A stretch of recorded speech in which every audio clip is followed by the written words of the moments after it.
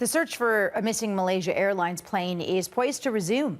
Australia is sending ships out into the southern Indian Ocean to search the ocean floor for any sign of the Boeing 777. The Go Phoenix and several other ships have been outfitted with new equipment. They'll use a side-scan sonar machine, multi-beam echo sounders, and video cameras to look for any signs of flight MH370. The plane disappeared in March with 239 people on board. The search is expected to take up to a year and cover 60,000 square kilometres of ocean floor. Now, Martin Dolan is Chief Commissioner of the Australian Transport Safety Bureau, which is coordinating the search. He joins us now from Canberra. So, Martin, why resume this search now at such an unprecedented level? Well, we now have sufficient confidence in a manageable search area that we can begin the underwater component of our search.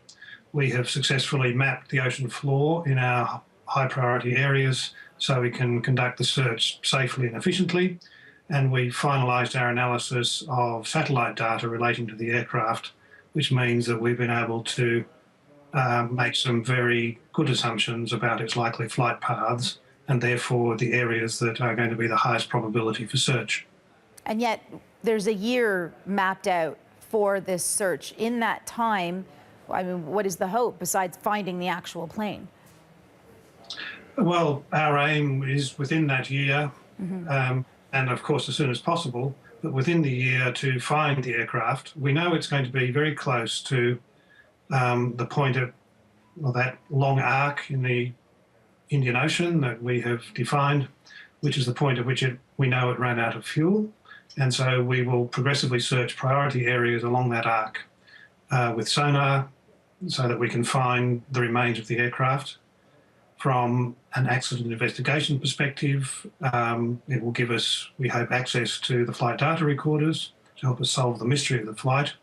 And we hope that the location of the aircraft, if we're successful, will also give some sense of closure to those that are suffering as a result of the loss of their loved ones in this terrible tragedy. And so what sort of tools, are there any new tools that will be used this time around? Well, certainly from the point of view of the search to date, this underwater stage is using new techniques, deep-towed sonar, side-scan sonar, which will enable us to search 1.5 kilometre swaths of the ocean floor at a time. This sonar will be towed behind vessels in different search areas. It's quite complex work. It's a known technique with state-of-the-art technology, but it hasn't been done on this sort of scale before. And so how would you characterize this search? If nothing comes up in the next year, is this the last effort to look for MH370 if it's so unprecedented?